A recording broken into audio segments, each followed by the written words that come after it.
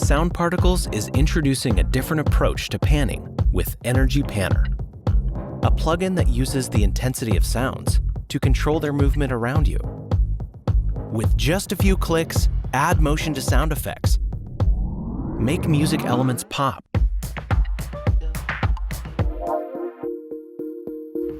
and so much more.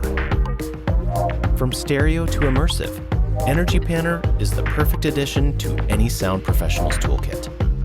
Available now at soundparticles.com.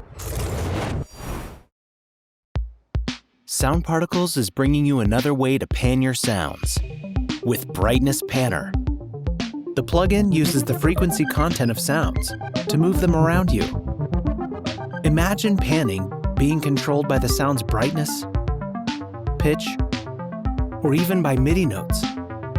With just a few clicks, add motion to your melodies, sound effects, or virtual instruments.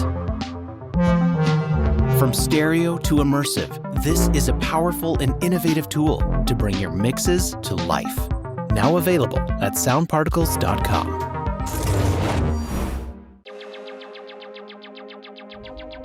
When working in stereo, panning with knobs is perfectly fine. However, when working with surround or 3D sound, even when using joysticks, it's much harder to get the results you're looking for. Wouldn't it be easier to just point to where you want your sound to be? Space Controller is here to revolutionize the way you pan your sounds. Use your mobile device as a movement reader and the sounds will follow. By connecting your mobile device with any DAW, our new product offers you a highly efficient and intuitive way to control sound with the palm of your hand. Every movement you can imagine giving to your sound is now possible, easier than ever, and just a touch away. Don't take our word for it. Try it now at soundparticles.com.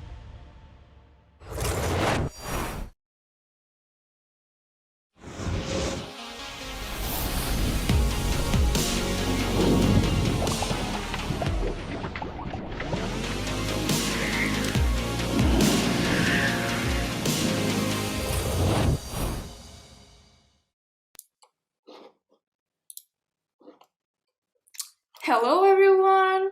Good morning, good afternoon or good evening, depending on where you're joining us. We are just waiting a few moments for everyone to join us. My name is Mariana and I'm part of the Sound Particles team. I would love to thank you and welcome you today here for the second part of our All You Need to Know About 3D Audio webinar. Today we are going to focus on Ambisonics and Binaural. Just a quick reminder that at the end we will have a Q&A session, so please prepare all your questions and when the time comes you just need to place them in the chat and our speaker will answer all of them. If you don't know our speaker yet, I would love to present you. He's Nuno Fonseca, the creator of Sound Particles. So now Nuno, the stage is yours, so everyone enjoy the webinar. Hi everyone, it's a pleasure to be here once again talking about spatial audio, the big passion that we have here at Sound Particles. Last week we've got this webinar talking about channel-based audio and object-based audio. We've got almost 1,000 people registering in the event, and now this week we are going to talk about Ambisonics and Binaural, the remaining two very important flavors of 3D audio. So let's start talking about these amazing formats and help you understand a little more about Ambisonics and Binaural. So, okay, let's start talking about all of this, and we're going to start first talking about Ambisonics. But even before going to Ambisonics, actually what we are going to do is we are going to talk about something, a very far away cousin called middle side, because if you understand middle side, you have already halfway to understand better Ambisonics, that has some strange, complex things. A lot of people look at Ambisonics almost like a black magic that goes somewhere over there. So let's understand a little more about Ambisonics. And like I mentioned, let's talk first about mid-side. So mid-side, also known as middle side, it's a widely used stereo recording technique. A lot of professionals use mid-side to do recordings in stereo. Of course, there are other techniques like XY, Blumlane, Decatrees, RTFs, and many others. So how does mid-side recording work? Well, essentially you use two microphones, like a cardioid pointing to the front, and then you have a figure of 8 pointing to the sides. And the interesting thing is, okay, this cardioid, the mid signal, it's going to capture the front of what you want to capture, pretty much the mono component of your image, and then you're going to have a figure of 8 pointing to the sides, which means that the no points of the microphone are perpendicular to the front, which means that it captures sound from everywhere, but not from the front. So essentially, you have the mid, that is the mono component of the signal, and then you have the side, that is the non-mono component of the signal. And then what we do is you record these two signals, and then if you want to convert these to left and right, what you do is, well, you mix mid and side together and you get the left signal, and then you invert the polarity of the side and mix it with mid. What happens is that, for instance, if you have a sound coming from the front, what is going to happen is that, okay, it's going to be on the mid and nothing on the side, so both signals will get that signal. But for instance, if the sound is more or less over here from the left side, what is going to happen? Well, you're going to have the mid that is going to capture part of that signal. Also, the side will also capture, which means that the left, you're going to have the signal and that signal once again, so that signal is going to be reinforced. But in the right side, what is going to happen is they're going to have the mid, but then you're going to remove the same amount, so pretty much silence on the right. So you get this, and once again, left and right, mid and side, it's a widely used technique. Nonetheless, besides being used as a recording technique with this cardioid and figure of 8, mid-side can also be used as a matrix technique, which means that you can convert from left-right into mid-side and then back to left-right and back to mid-side, back to left-right. So you can do these conversions.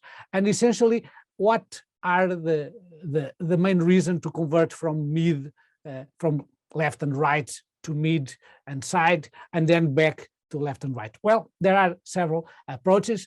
For instance, one of them is, imagine there are several stereo processors out there that allow to change the width of the signal. So a lot of times what they do is simply taking left and right, converts to mid and side, and then imagine that you reduce the gain of the side component. So essentially you are removing or attenuating the non-mono component, which means that you are making an image that is much more narrow in terms of stereo.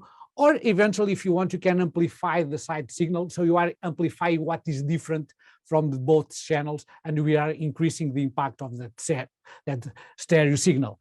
Or a different application, some mastering engineers, sometimes you do this. Imagine you are mastering a recording, it's a song, you would like to equalize slightly the voice. Of course, at that point, most of the times you don't no longer have the individual tracks, you simply have the final stereo.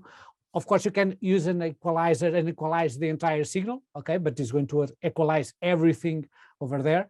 Or what some mastering engineers do is they use mid-side, convert to mid and side, and then equalize only the mid component. So essentially equalizing what is at the center of the sound image, and then convert back to left and right. And this conversion, once again, it's very easily, if you mix left and right, of course, you get the mono component because you are mixing these signals together. And then if you mix the left signal with the inverted polarity of the right, essentially what we are doing is removing everything that is common to both signals, which means that you're going to have only what is not common about them, which means the signals that are only present on left or only present on right, and you get this side, mid and side. And then, of course, if you like math, you can prove that you can then convert once again to left and right using mid-side. Why are these relevant? Because essentially you are going to talk about that in the Ambisonics. So with mid-side, you have these two different channels. They are still audio, okay? The mid and side, it's regular audio. You can process them. You can do whatever you do with them. Of course, you can reproducing on speakers, but they are not going to give you a sound image, or at least the correct sound image you are looking for. So essentially, you need to decode it back to left, right to be able to use them on speakers to give you a sound image. Now that you better understand middle side, let's talk about Ambisonics, because it's pretty much the same concept, but in 3D. So Ambisonics was created on the 70s, so which means that it's turning 50 years old.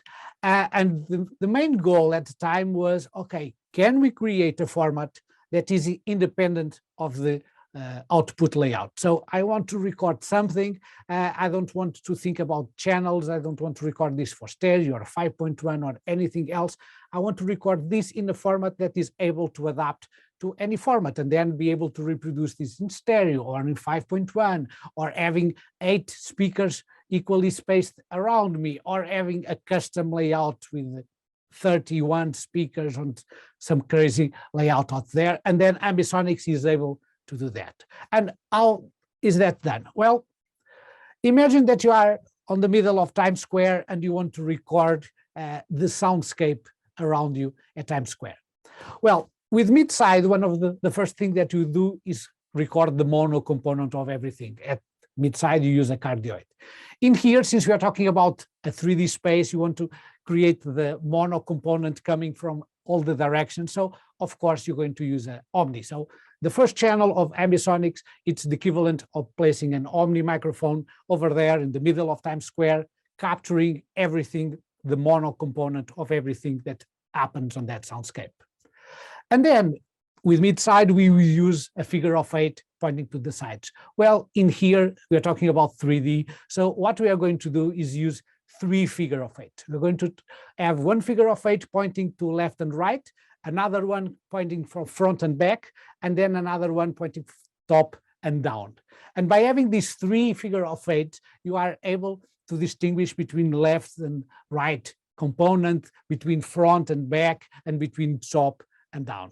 So by having this Omni component, and then having this difference between left and right, front and back, up and down, you are able to capture your perspective, your sound field in 3D in Ambisonics.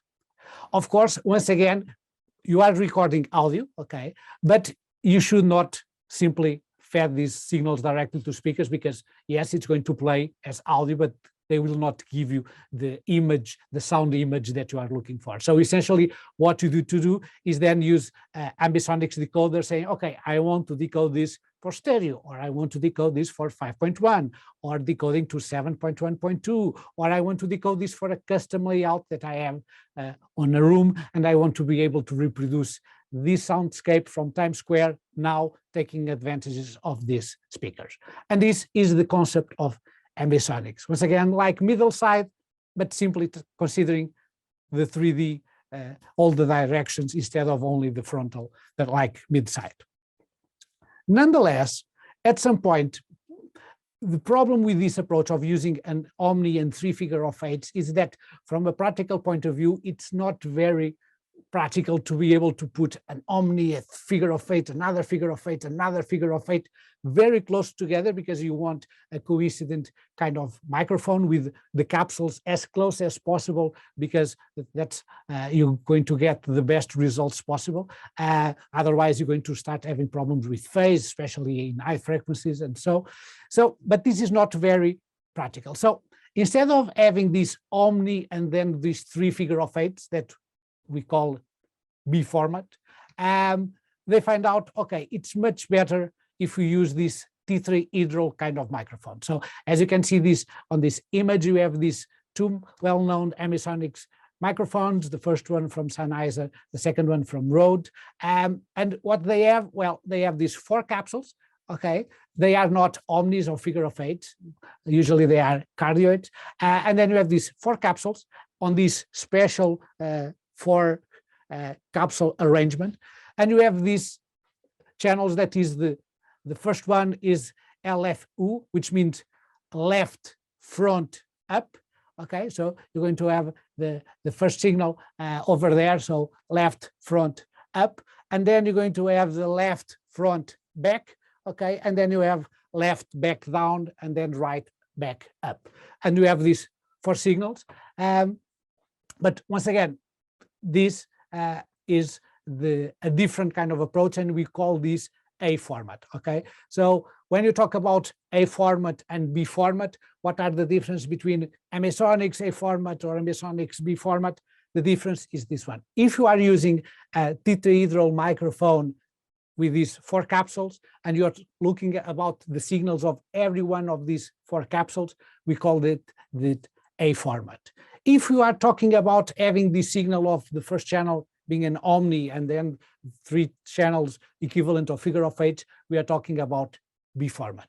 Of course, we can use this the signal of the microphones and then convert to B format. So if we mix all the capsules, you get the omni component of everything. If you take the capsules from the front and then you mix it with the inverted phase polarity of the back capsules, you get the equivalent of a figure of 8 back and forward, back and back, forward and back, and so on.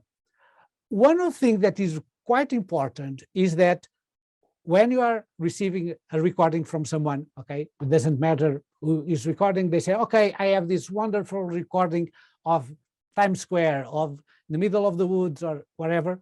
It's very important for you to know if that recording is still in A format, which means that it was a recorder directly from the capsules into a recorder and that's it, or if that recording was already converted to B format. Because most of the times when you talk about Ambisonics, all the processing are waiting for or counting that the signal is going to be in a B format, and if you simply put an A format into there, it's going to not getting the results that you get, of course.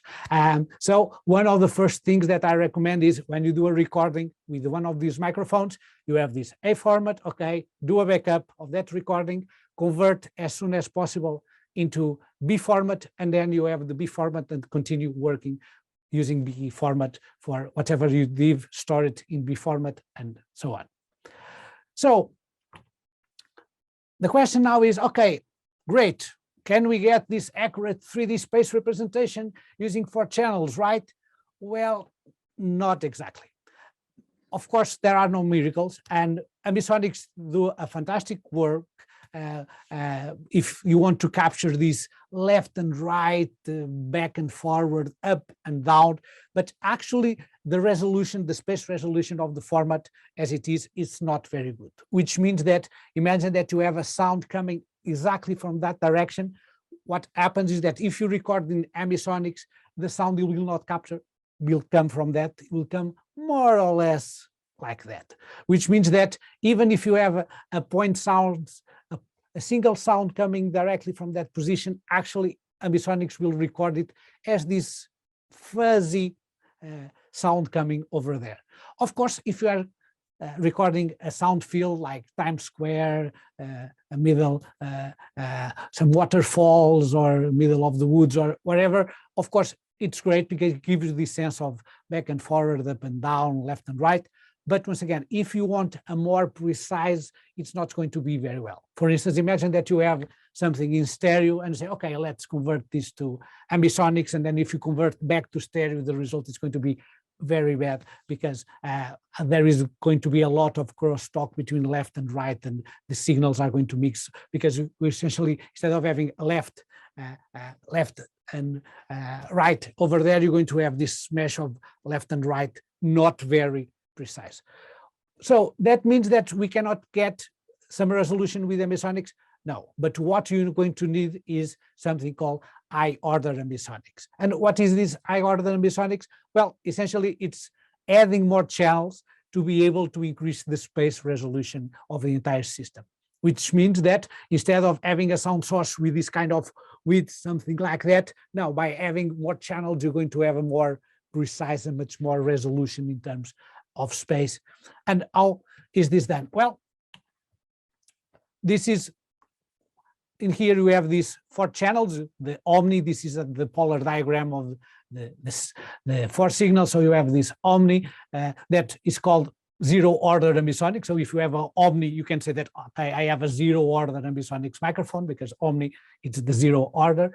Okay, and then we have this 3 figure of 8, like I mentioned, front, back, left, right, up and down. Okay.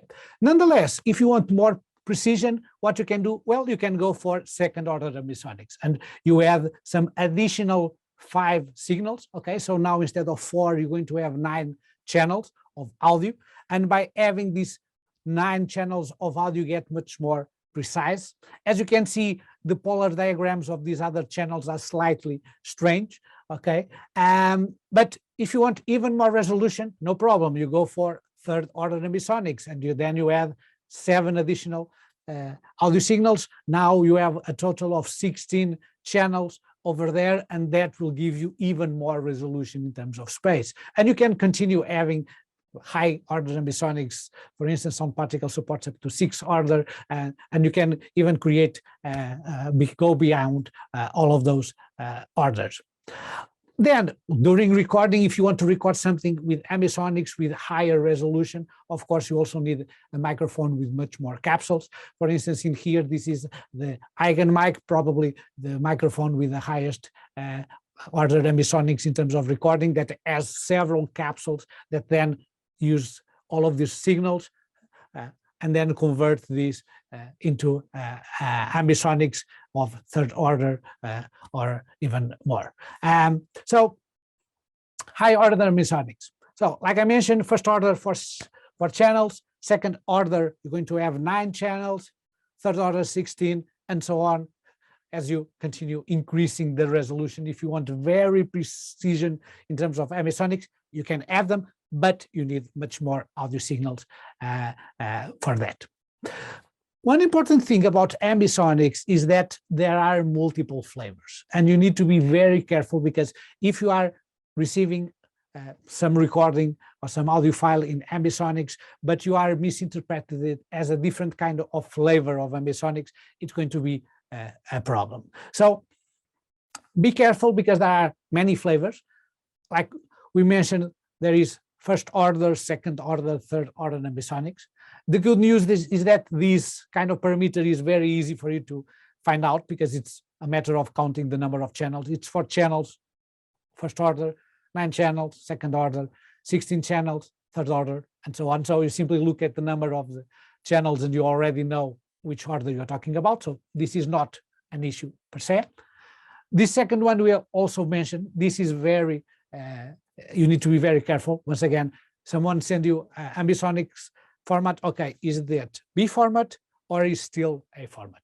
Is this directly from the capsules of the tetrahedral microphone, which means that is A format, or was this already converted into the B format, that is the format that Ambisonics plugins and most of other materials, Ambisonics tracks, and so on are able to deal with? So be careful and make sure that you are receiving things on the right format.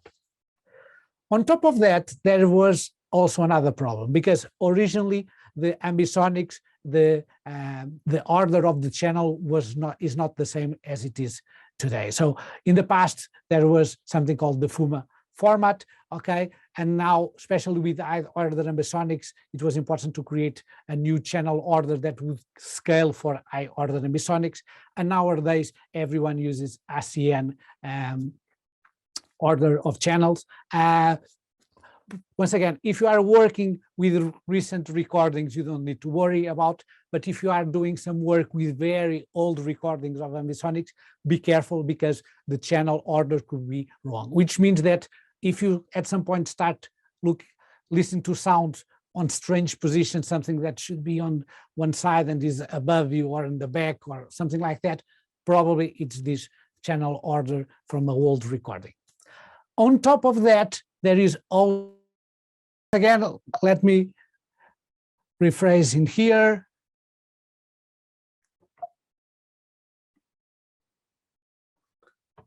Okay, so we're talking about having these parameters. Apparently we have a problem here with the internet, but once again, I was talking about be careful about all of these parameters.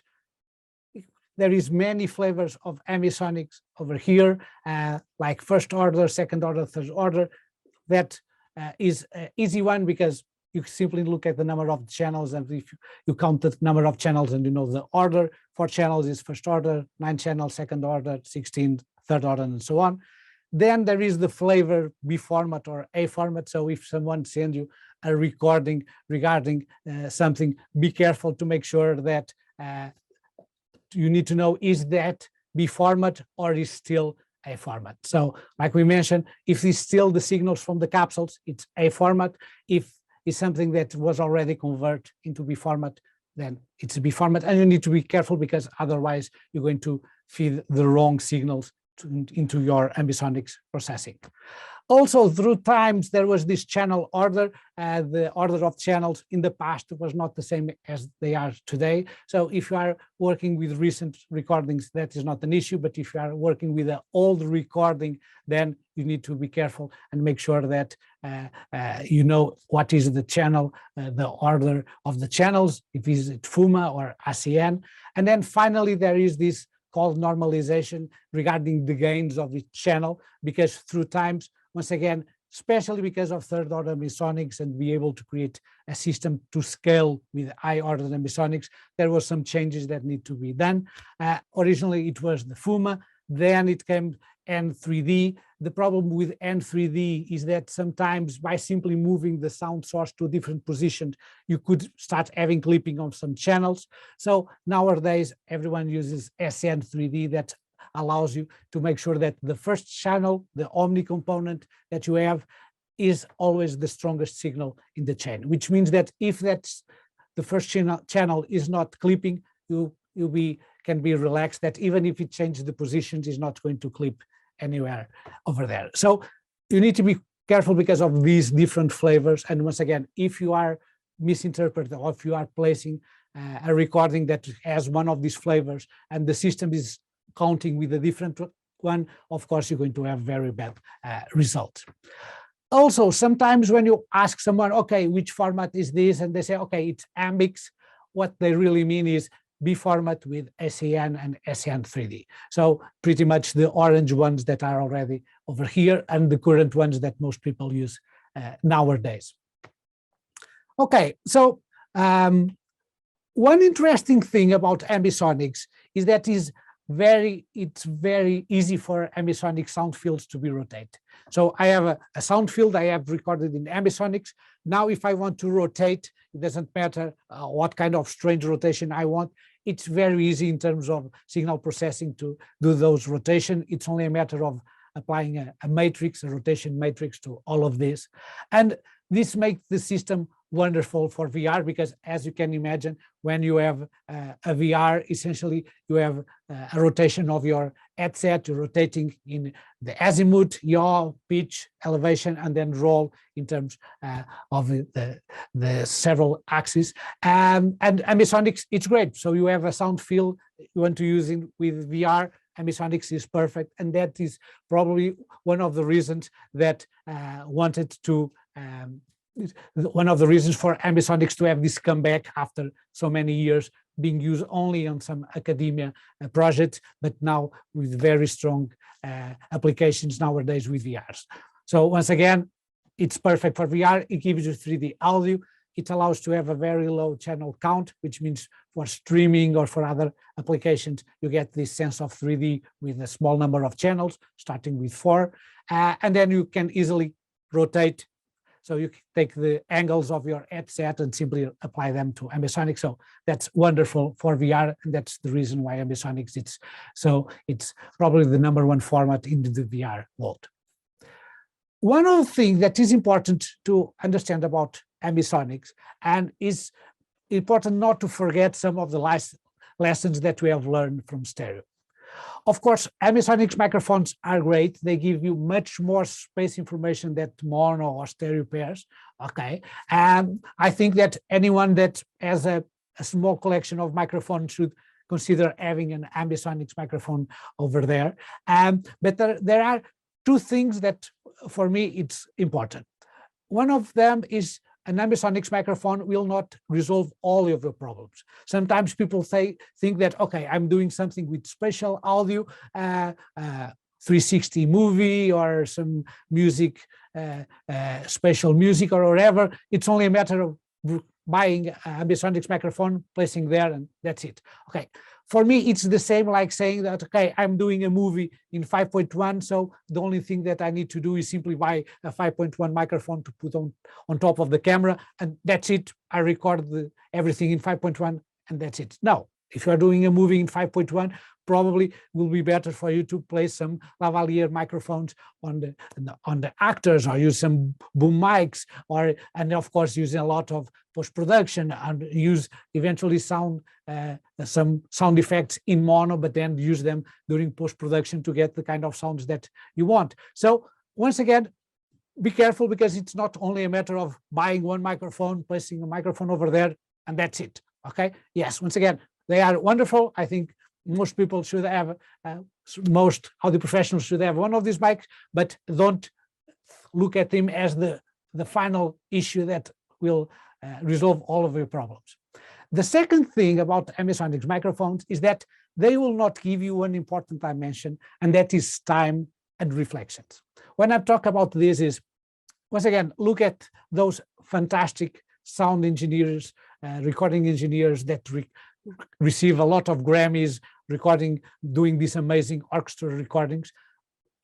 Most of them, they don't simply go there and place a stereo pair above the maestro, the conductor, and that's it. No, they use several microphones. They put microphones on the audience on different spots to be able to capture different reflections from different point of views and get this highly decorrelated sound that then sent to the speakers and give you this involvedness, this envelope environment that you get from that recordings. And the same thing happens with spatial audio. So it's not only a matter of going there and placing an ambisonics. If you want to really excel on spatial audio and doing spatial audio recordings, it's not only a matter of buying one microphone and that's it. Now, okay, they do fantastic things, but they are not enough to do the amazing things that you can even do with spatial audio. So Ambisonics, to summarize, what are the advantages of it? Well, it works for any layout. It's able to adapt to any kind of layout of speakers that you may have. That is great, okay? And also allows you to get this sense of 3D space using a small number of channels, starting with 4 channels only, okay? And that is great. The disadvantages is that if you really want space resolution, you're going to need much more audio signals on top of that. It's not only a matter of having only these 4 channels, you need much more if you want resolution with all of this. So this is Ambisonics. Once again, still regarding Ambisonics, this is still audio. If you do a recording with Ambisonics, it's still audio. You can do a lot of signal processing on top of them. Usually what you need to be careful is to make sure that you get the same, you're applying the same kind of processing to all channels equally. Otherwise, you're going to start change the location of things. But you can go there and simply apply an equalizer to all signals, or apply a delay, or whatever you want. But once again, we need to be careful to make sure that whatever you are applying to the signal, it's then equal to all of the signals. Otherwise, you are starting to change the relation between the space around you. Okay, so now let's talk for the final part of these 4 technologies. We talk about channel-based audio, object-based audio, Ambisonics, and now let's talk about binaural, which means getting a sense of 3D sound using headphones. And the first question is, okay, but can you really simulate 3D sound using headphones? Because with speakers, we need a huge number of speakers. Are we able to do the same thing with only 2 headphones and get the sense of 3D? Well, the truth is, every human has only 2 ears, only 2 microphones, the eardrums, and we can detect sound coming from front and back and up and down and side. So if we are able to do that with only 2 microphones in your ears, we should be able to do the exact same thing with headphones. So let's see how can this actually be implemented. So before we need to understand exactly how does the brain perceive the direction of sound. So imagine like in this image, we have a sound coming somewhere over there, and you say, okay, I have this sound, I want, what is going to happen? Well, as you can see on the image, the sound will be much stronger on the right here than the left. Okay, so it's going to be stronger there. So there is going to be a difference in terms of amplitude, and that is usually called internal level difference. The fact that, okay, if a sound comes from the right, probably it's going to arrive with a stronger signal to the right here when compared to the left. At the same time, on top of that, what is going to happen is that the sound will also arrive slightly earlier to the right when compared to the left. So the left signal is going to be slightly delayed. We are talking about something like not even 1 millisecond, is less than 1 millisecond of delay, but the human is able to detect all of that. And as an experience, you can go to your DAW, pick up some mono sound, convert it to stereo, and then apply a delay of half a millisecond in one of the channels, and you're going to notice the image completely shifting by simply adding that half a millisecond of delay in one of the signals. And this time of difference between left and right is called internal time difference. Okay, so these two give you a lot of information about the position of sound. So if the sound comes strong from this here and also arrives here first, probably the sound will come from this side, not the other.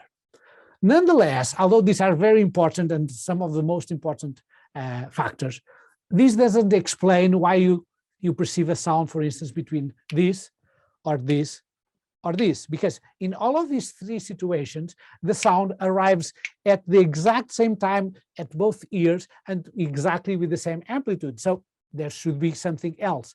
And that essentially it's the reason of this outside here. So this accessory that we have here in our ads with the highly designed accessory, it's going to be fundamental, because as you can see, there is a lot of these shapes over here, and depending on the location of the sound are going to reflect on different parts of the ear, which means that inside of here, you're going to have the direct sound and then these small reflections that with a small delay, they are going to create some comb filtering, which means they are going to affect the frequency response of the signal. And the brain, through many years, we have always, during our life, you say, okay, a sound coming here, and you associate this frequency response to this direction, and that direction, and this direction, and that, and the other. And the brain, during your lifetime, continues to know very well these slight variations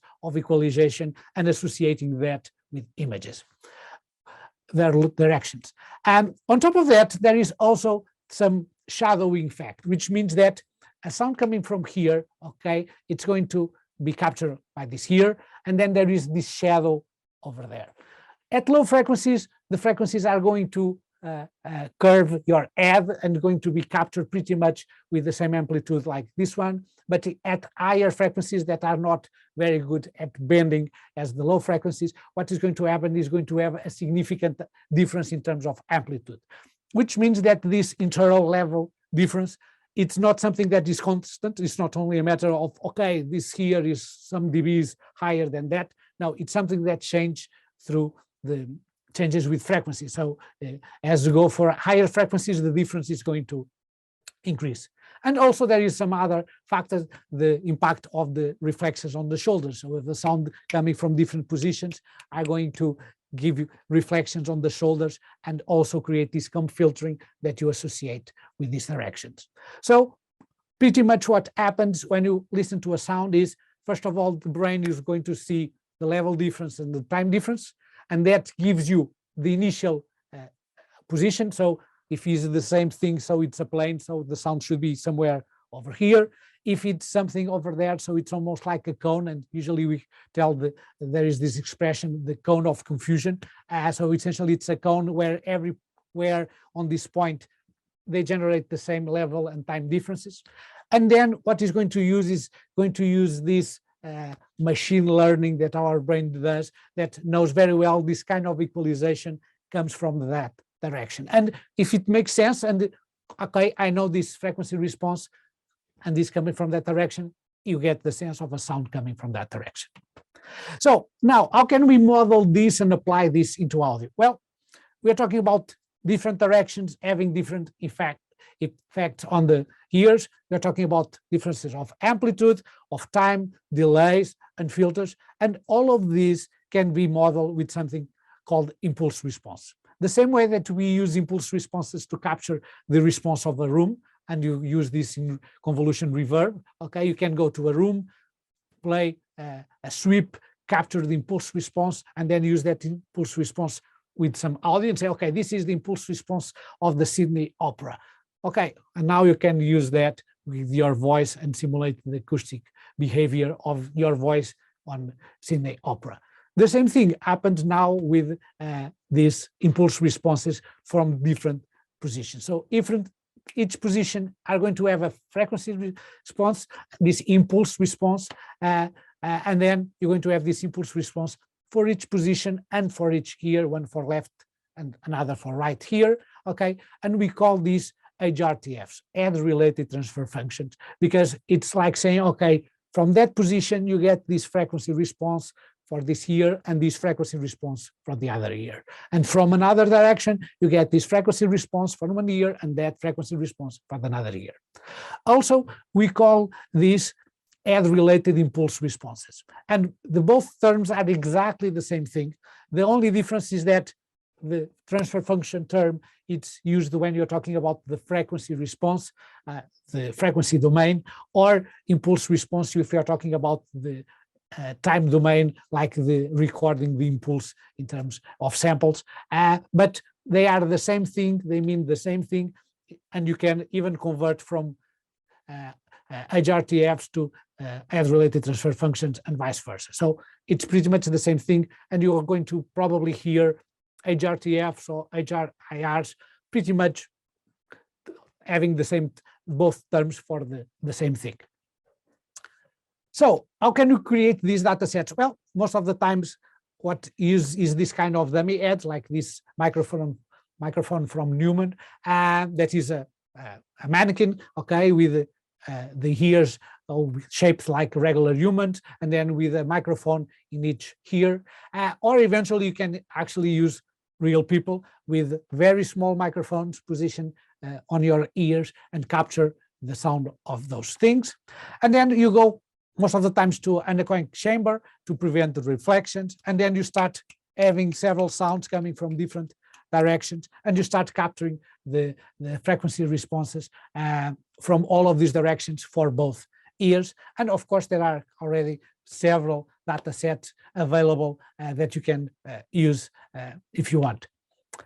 Then, when you want to be able to apply this, what you do, well, so imagine I have a sound of a helicopter. I'm a software developer working on a game. I have a helicopter coming from that direction. How can I get this sense of a sound like that for the user that is using headphones? Well, pretty much I pick up the mono signal, of this case of the helicopter, okay?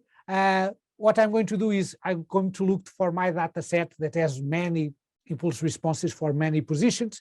I'm going to say, okay, which one of these positions is closer? Or if I want to be very precise, I simply interpolate between them, which means that now I have an impulse response for left and right here. And then I simply apply a convolution, that is a technique of a signal processing, and you apply this to the signal, and that the signal, the mono signal, convolved with the impulse response from the left ear is sent from the left ear of the person, and the same thing right here, and the person that is using headphones is going to perceive, oh, the helicopter is coming from there. So this is how binaural works. So binaural, it's the main approach for 3D sound over headphones. It doesn't matter for video games, VR, spatial music, and so on. Pretty much all of those approaches use binaural for having this sense of 3D sound over headphones. And there is something else that is important for you to understand, because sometimes you're going to hear about these binaural room impulse responses. And what is this? Well, Impulse responses, HRTFs, most of the times tend to use be recorded on an anechoic chamber, which means that they are capturing from that direction only the direct sound and the impact of that direct sound.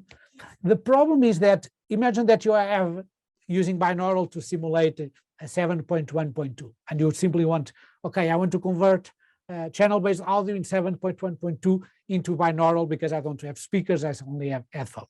Well, if you use directly these HRTFs, yes, they're going to give the sense of these speakers on these positions, but they give you the sense as listening to those speakers on an anechoic chamber, which is not very friendly in terms of listening experience. Of course, when we are listening to sound, we want a control room with a small reverb time, but we don't want a reverb time of 0 because it's also quite annoying not having reflections.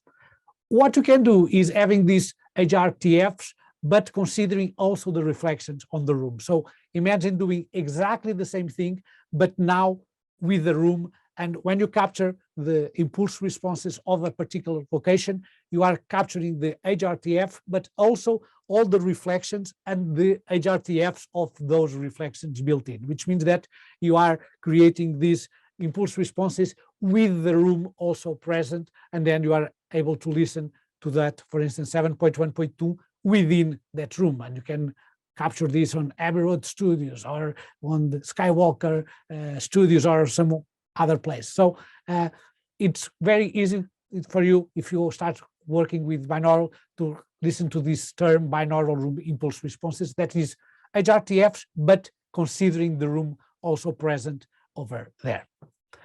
Okay, so great, 3D sound over headphones for everyone, right? Well, not really.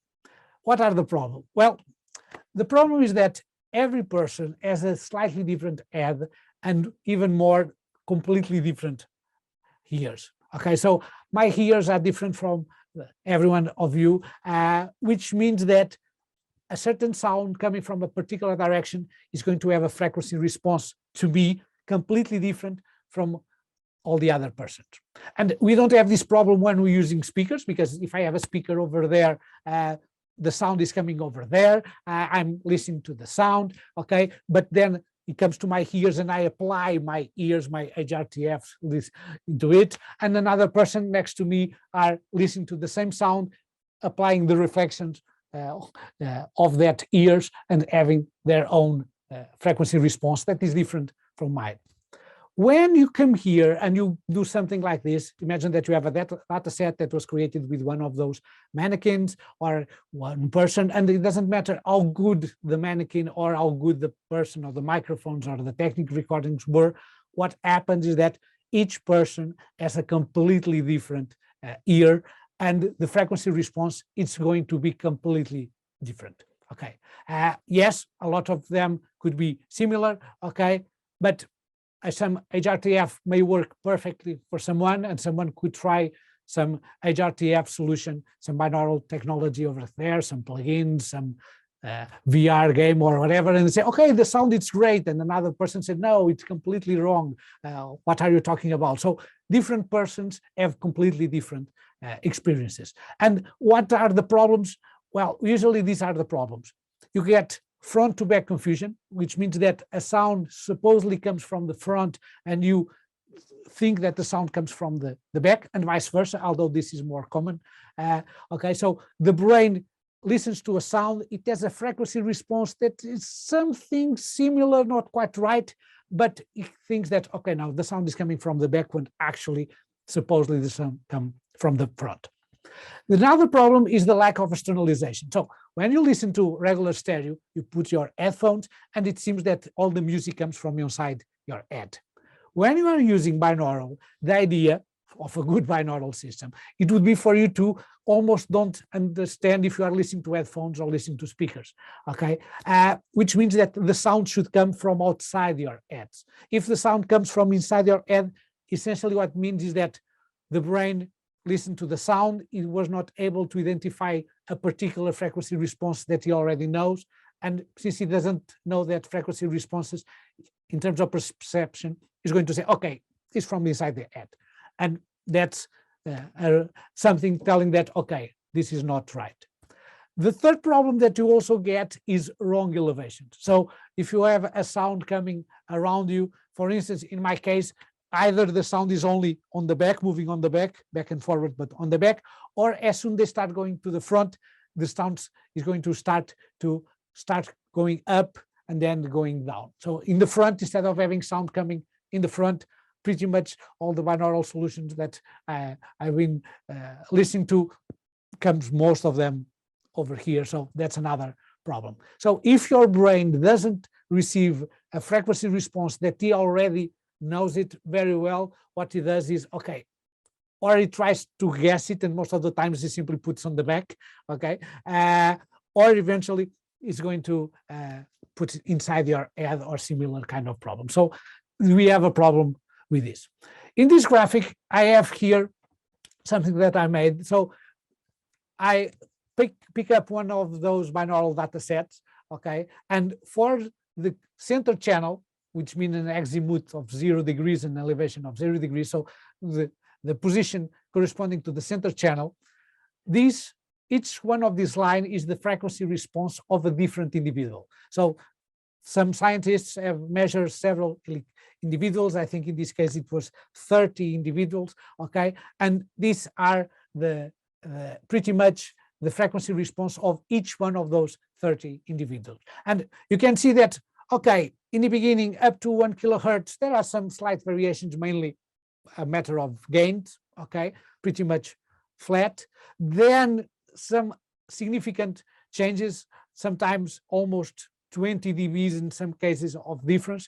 And then when you start going like from 5 kilohertz, 6 kilohertz above, it's hell. It's these huge, completely different frequency responses, which means that if someone is doing a system with binaural and is applying one of these lines as the data set, but actually you are unfortunately having a frequency response that is completely different, what is going to happen is that you're going to have a completely mixed experience. The values that should be on 7 kilohertz and now are at 9, and completely different frequencies. It's almost like someone simply going there, picking a random, picking a graphical equalizer and simply randomly choose things, because that is not aligned to you or personalized for you. For me, sometimes these binaural solutions that are not personalized, it reminds me a lot of those 3D glasses that we had in the past, you know, with a 3D, with a red and a blue or something like that. And yes, they give you a sense of depth, but ruin completely the colors and all of the other things. So sometimes what happens with binaural is something like this. So yes, you may have a sense of 3D, but you are ruining the equalization, you are ruining the experience. But once again, I'm a huge fan of spatial audio. So what are the problems? Well, most systems, like I mentioned, tend to use a baseline HRTF dataset. So pretty much done some tests and say, okay, this is the dataset that works best for most people. It doesn't work for everyone, doesn't work good enough for everyone, but at least, okay, it works more or less for this amount of people. The problem is that we need customization of HRTFs, okay? So we need to be able to select the best frequency response of many available, and luckily enough, we had some frequency response that is more or less like ours, or eventually be able to use your own data set. So if you are lucky enough to go to an anechoic chamber and someone measures your frequency response, your HRTFs, and then you can use that on a SOFA file. SOFA, it's a file that where you store the data set of HRTFs, and then you are able to use this SOFA file on several different softwares, and the software will use your data set instead of the built-in data set. Or you need to be able to calculate and do some kind of simulation, 3D scanning and acoustic simulation on top of that to get the personalized HRTFs, okay? And even if you get a personalized HRTF, that is still not enough. that's the bad news. First, how good is that individualization? How good was that personalization? Because yes, you could have a system that does a wonderful personalization, or something that is very bad in terms of personalization. And I can tell you that we internally are also working and doing research in this area. And sometimes even with 3D scanners, digitalizing your ad with professional, highly expensive equipment, even by slightly changing the number of triangles, the number of meshes of your 3D, you get completely different results. So it's very, very hard and to be able to do individualization of HRTFs well done. And then even if you get the perfect HRTF for that person, that is only part of the problem, because you have different things. You have equalization from the headphones, equalization from the headphones in your ears. You have things like head tracking, because one of the things that you do to better understand the position of things is to change your head, and that gives you a sense, especially between back and front confusions. It's wonderful to resolve those confusions. This perception of distance, the reflections, the room. So there are so many things that need to be done very well. And I usually tell that binaural, it's like a chain that is only as strong as its weakest link. So if you have a binaural solution that you may have 2 or 3 links that are very well done, very well implemented, but the system will only be as good as the weakest link of that chain. So binaural pros. It's wonderful, gives you 3D sound with the most simple and cheapest setup possible, that is headphones. Okay, so it's wonderful 3D sound with the cheapest solution using headphones, and that is a wonderful pro. What are the cons? Well, the cons is that is a source of many problems without personalization, and a very good well done personalization. So that's pretty much the main problems with binaural. So as a conclusion from all of those things that we have been talking about, we have these 4 approaches, all of them having advantages and disadvantages. Okay, there isn't one single solution that is good for every single thing. No, all of them has good solutions and bad good advantages and disadvantages. Okay, so there isn't one size fits all. Okay, so if you think there is one solution that fixes all of your problems, forget it, because all of them have advantages or disadvantages. In some cases, channel-based audio could be the perfect solution. Sometimes object could be better. Sometimes Ambisonics is the best. Sometimes binaural is the best. So there is one single solution for everything. It's important for you to have this open mind regarding all of those formats. Sometimes when you're talking about 3D audio formats, sometimes I feel like we are talking like religion or your favorite club or something like that, because there is those that, no, this format is the better. No, this format is the other. And sometimes what is more interesting is sometimes you're talking about things that are not about sound. It's almost about other things like, okay,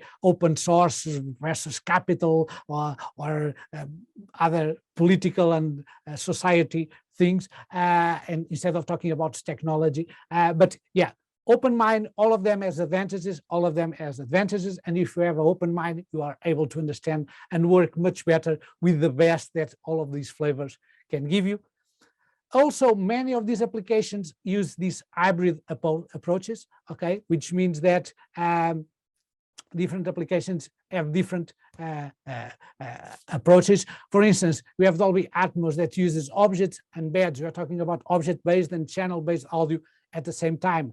Or you are many of these situations like channel, objects, and Ambisonics can then be converted into binaural. You can have channel-based audio converted to binaural. You can have objects converted to binaural, or Ambisonics converted to binaural. So sometimes by having these hybrid approaches, taking the most advantages of one and the other format, you get the best possible solution. And by all of this, I hope that now you have a better understanding regarding 3D audio, some of the concepts that we are talking about 3D audio. And of course, once again, we have our ebook, All You Need to Know About 3D Audio. It's available in English, Japanese, and Chinese. So if you really want to know more about 3D audio, what we have done here at the webinar is pretty much what is on the ebook, but still there is over there, the ebook is free, available for everyone that wants to use it. And yeah, so that's a wrap. Okay, so we hope you liked Nuno's presentation.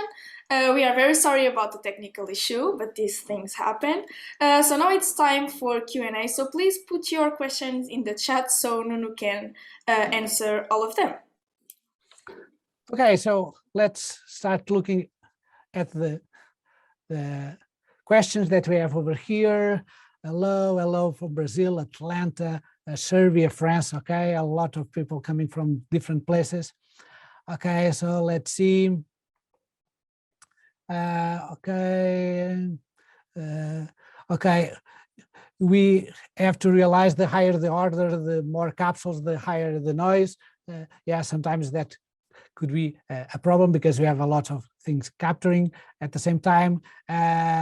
What was the name of the microphone that he showed the picture of? The Eigen mic, probably you're talking about that. So the regular first order Ambisonics was from Sennheiser and Rode, and then the other one with a lot of capsules is called the Eigen mic microphone.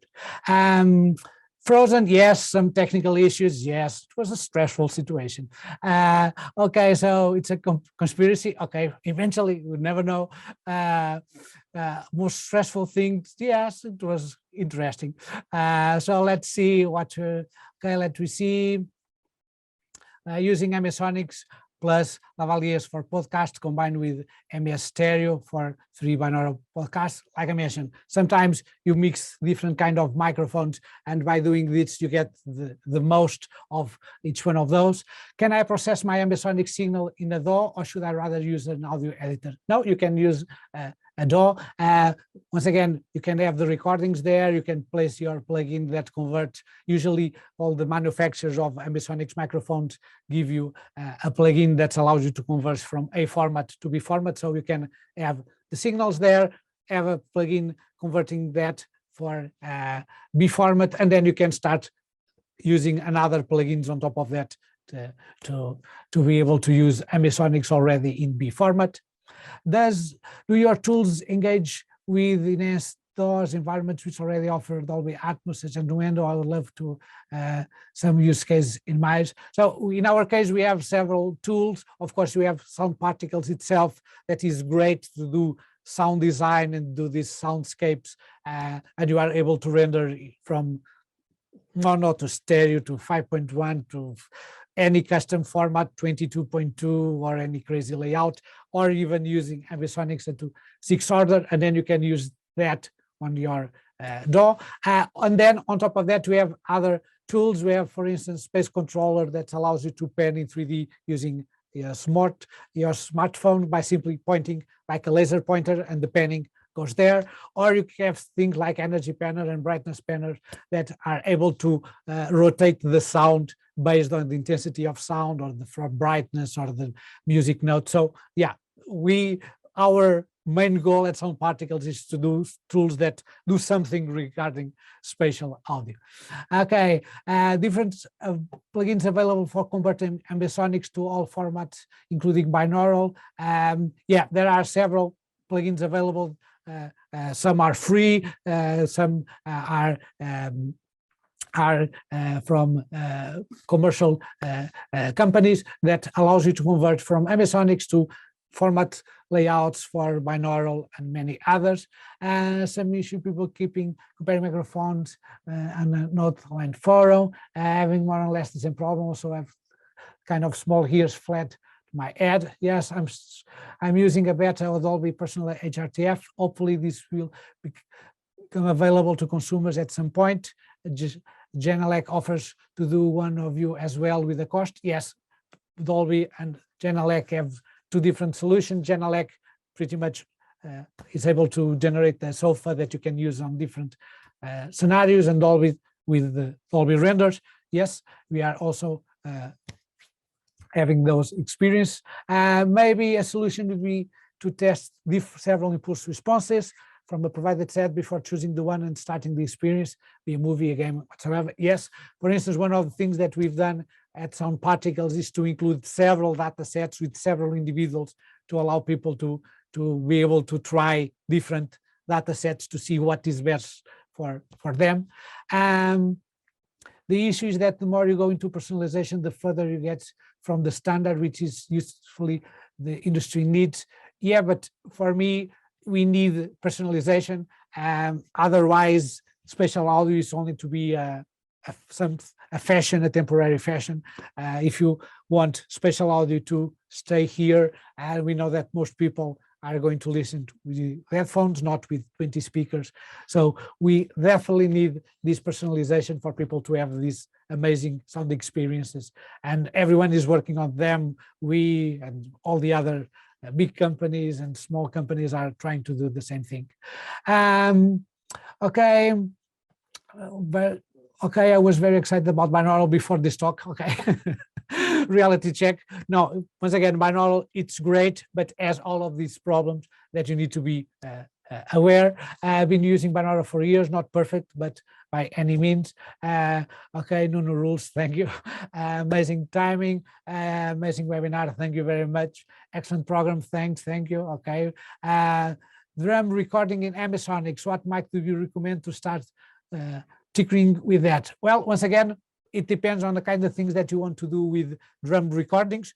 It could be a good starting point to simply try Ambisonics microphone, for instance, above your head, or it could be interesting to use different microphones, like regular mono microphones, and then simply pen them in Ambisonics and then have reverb in Ambisonics also on top of that. So that's also a solution. Sometimes when we want to deliver something in Ambisonics, it doesn't mean that we need to record them in Ambisonics the same way that if you want to deliver something in Dolby Atmos, it doesn't mean that you need to record things in 7.1.2. Now you can use mono streams and then be smart to use mono in a way that is fully spatial with a lot of experience. Does using in-ear headphones improve binaural compared to regular canned headphones?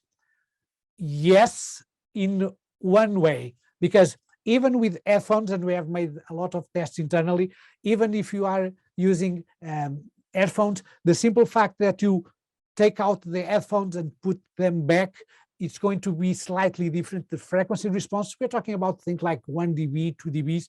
And secondly, when you have a regular headphones, the shape of your ears are still influencing a lot on the sound that is coming from the ears. Because when you apply the binaural to a sound, the sound of helicopter, and then you apply the binaural, the HRTFs, what you get is what you should have inside your ear, but not what if you send that for the headphones is going to be their frequency response, is going to still bounce on different parts of the ear, still changing the frequency. So it's not a linear process.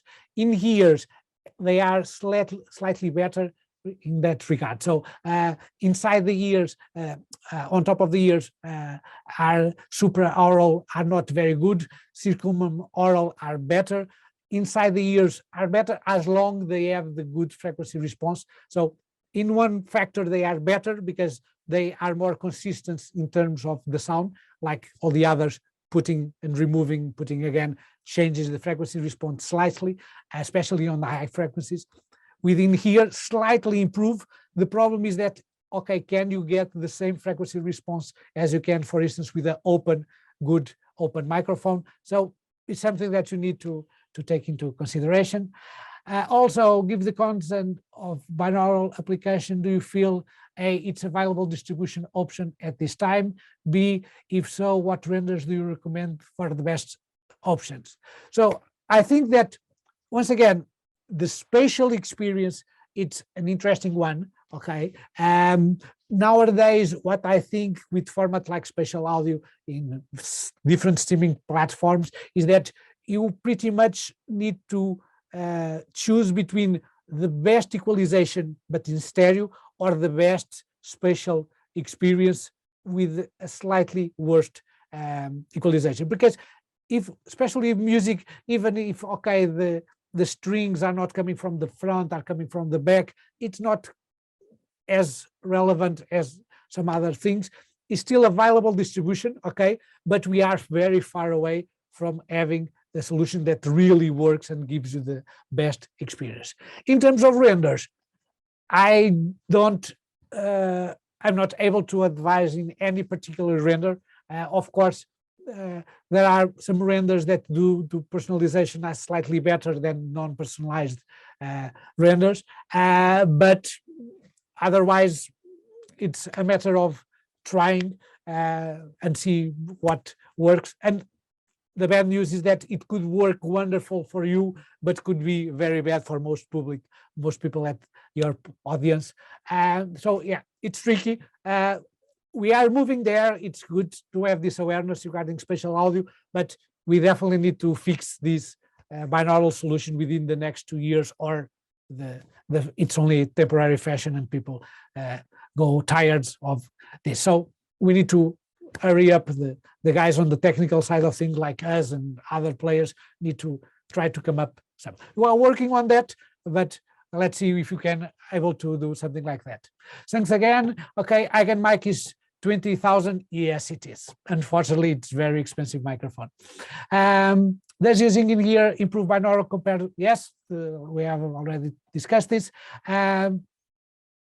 Is there any possibility to check if the recording is in FUMA or Ambix? I would say that if you're getting the sounds pretty much from the right places, the left is on the left, the front is on the front, the top is above, all of those things, if they're pretty much on the same thing, then it's most of life, because when you're using FUMA, usually you are also using FUMA for the channel ordering. So if things are on the right spot, then you are on the right format. Otherwise, simply try it and see, okay, if this feeling is not where they should hear.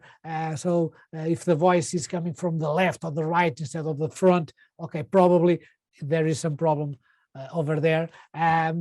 Otherwise, it's not easy for you to know what channels is what, because you could have some signals there, but then, for instance, the height component, if that component is pretty much silenced, and most people tend to use more horizontal kind of sounds, you can eventually see what is the signal with less signal, with the channel with less amount of signals. Probably it's the height component, but even it's not 100% sure, because it could be someone recording a plane above your head or something like that. So yeah, there isn't something that you are totally aware or could be completely convinced, no, this is this kind of format. Is there a point in mixing with custom HRTFs if the majority of listeners aren't going to use one themselves? Well, it's better, because you are at least doing the right thing for you, okay? And even if it's okay, it's like this philosopher that says that, okay, if you don't know very well what you should go, don't go for the extremes, because if you miss it, you miss it less than if you go to the streams. And the same thing in here. So it's still better to use a custom HRTF, because even if you miss it, you're going to miss it by less than if you have a different that could be completely different.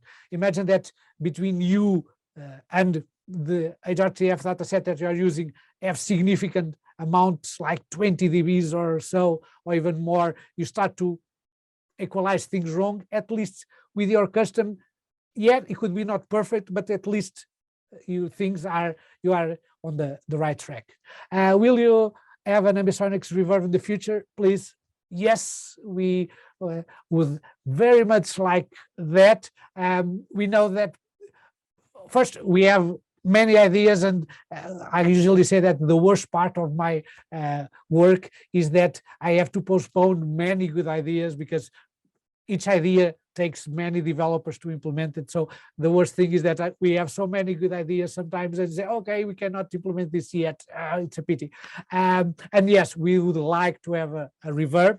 Nonetheless, what we are doing is we know that our users are very picky. We're talking about world-class professionals, and we either do something that is as good or better than all the other products already over there, or we prefer not to do it. And yes, we have many ideas to do something with 3D reverbs, with some particles and crazy ideas that we have, but we didn't have yet the chance to do it. But yes, it's on our to-do list, and looking forward to be able to do that. I love the presentation. Thank you very much. The plugins, I have them and I love them. Okay, thank you very much. What do you think about music in 3D audio? Do you think that it could be the future? Okay, so one of the things that, first of all, I love spatial audio, and everyone acknowledged that in cinema, spatial sound, surround and immersive has a significant interest. But a lot of people think that, okay, yeah, but in music, I don't want guitars to moving around. I don't want a pianist, classic music with a piano floating around my head. One of the things that I always were a little pity is that the only person in music that were easily really exploring spatial audio was the contemporary musicians. That I confess I don't am a big fan of contemporary music, and I thought, okay, why are not more people using spatial for this, for music? And I think that you can do fantastic things. Yes, if you want to go crazy and have drums around you and guitars around you, great, okay. But even if you want to have a classical album with a pianist coming playing in front of you, even by using immersive format only with reverb, it's going to still make a significant difference on the experience. Yes, you may use all of those speakers just to send some reflections, but still the experience, it's much better. Yes, the musicians are still on the front, they are not dancing around you, but still going to give you a much better experience.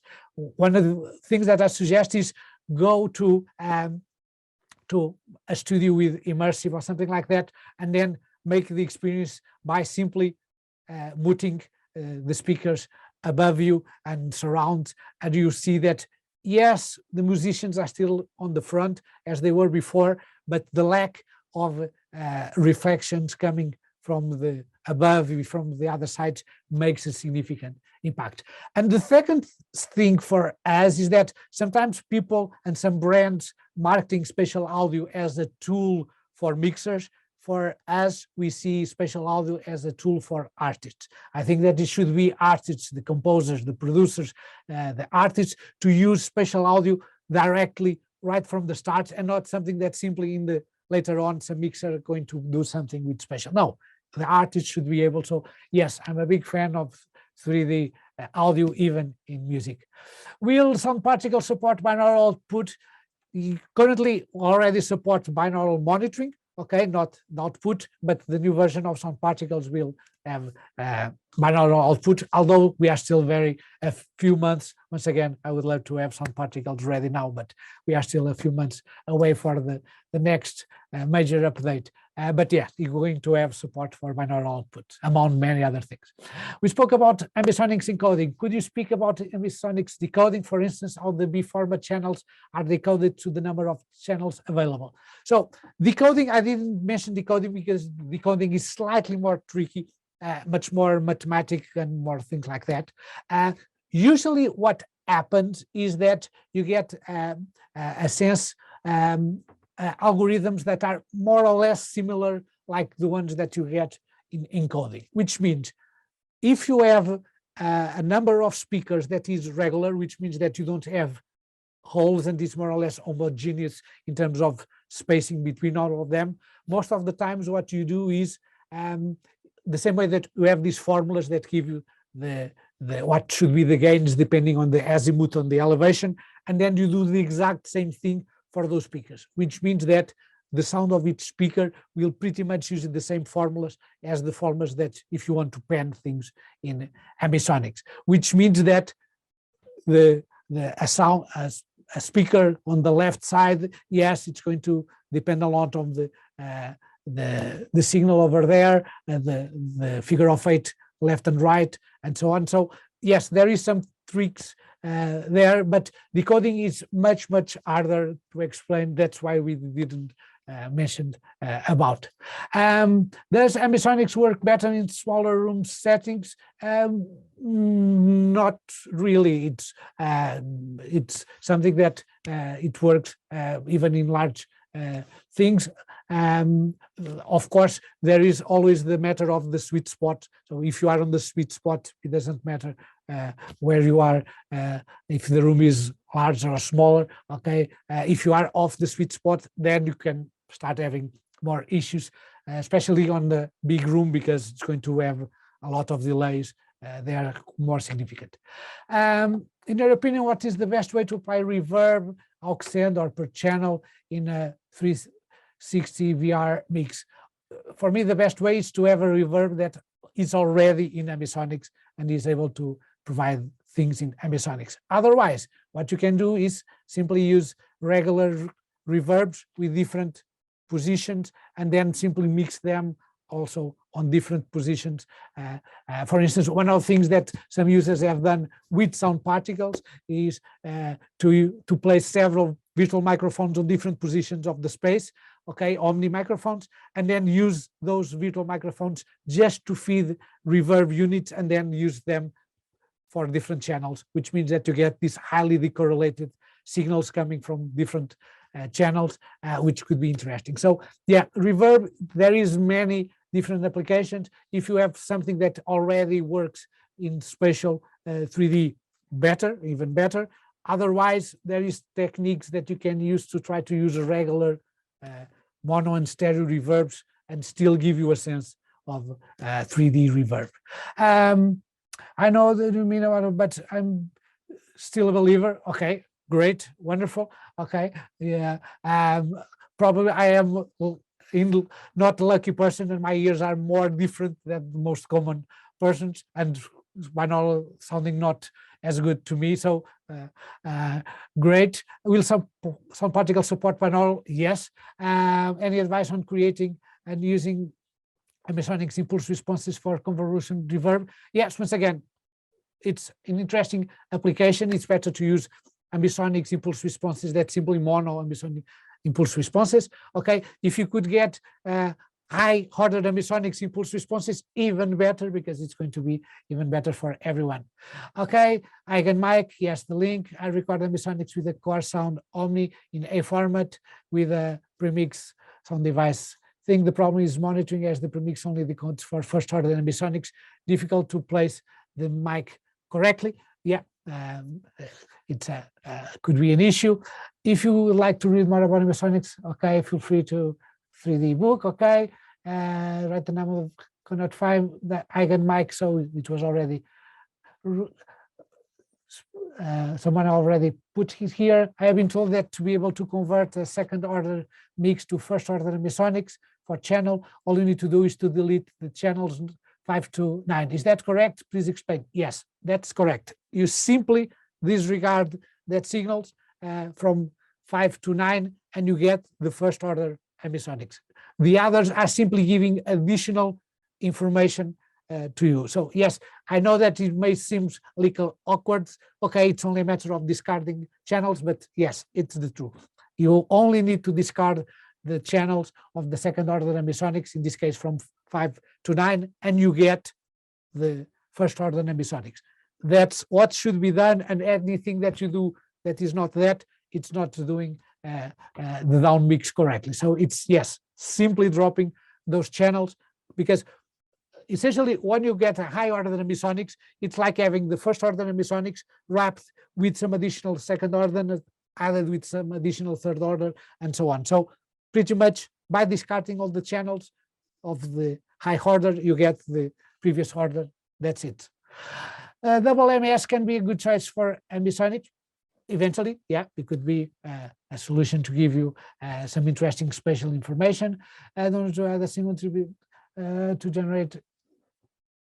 Don't you want to add a single 3D builder to sound particles to generate yes, that's the idea of using these impulse responses, like audio is indoor and something like that. Yes, that's what we are trying to do in the future. Thank you for Energy Banner. Hire me for your customer support service. Okay, a good presentation. Thank you. Nuno is a boss. Okay, thank you. More questions? Sorry, I can't agree more. The nuance of spatial can do a vast number of incredible things that we have in mind, and so many people want to do that. Yes, will the new sound particles have 3D plugin for DAW special for Aura? Not Aura, but will support VS3 plugins inside sound particles. Okay, thank you for the answers. Thank you. Okay, that's it. A lot of questions. I love your April Fool's Day prank. Yes. So once again, it was a pleasure to be here talking about spatial audio with all of you. For all of you that are still awake. So thank you very much for attending here, and see you some other time. Bye-bye.